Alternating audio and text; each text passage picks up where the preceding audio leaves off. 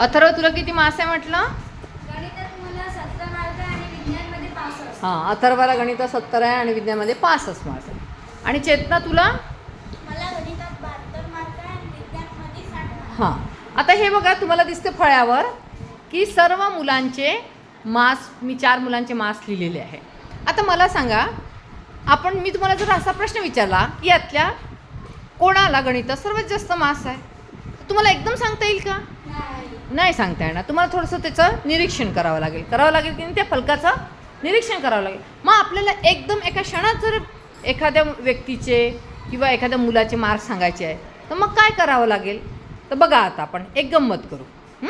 मी आता जयश्रीला फळ्याजवळ बोलावते. जयश्री, ये फळ्याजवळ. आणि तू तुझे मार्क्स उभ्या रेषेने, हा जो दिसतो ना तुला, ही उभी रेष, याच्यावर तुमचे मार्क्स लिहिलेले आहे आणि आडव्या रेषेवर तुमची नावं लिहिलेली आहे. तर तुझ्या रकान्यामध्ये तू तुझ्या गणिताच्या मार्काचा स्तंभ काढ. हां, किती मार्क आहे तुला गणितात? मला गणितात 90 मार्क. हां, मग 90 मार्काचा स्तंभ तुला 90 मार्कापर्यंत काढावं लागेल.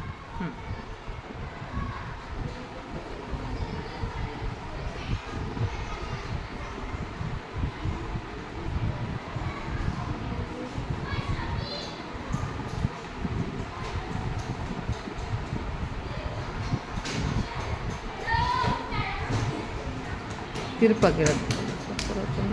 हां, ते बरोबर आहे, ते नाही चुकलं.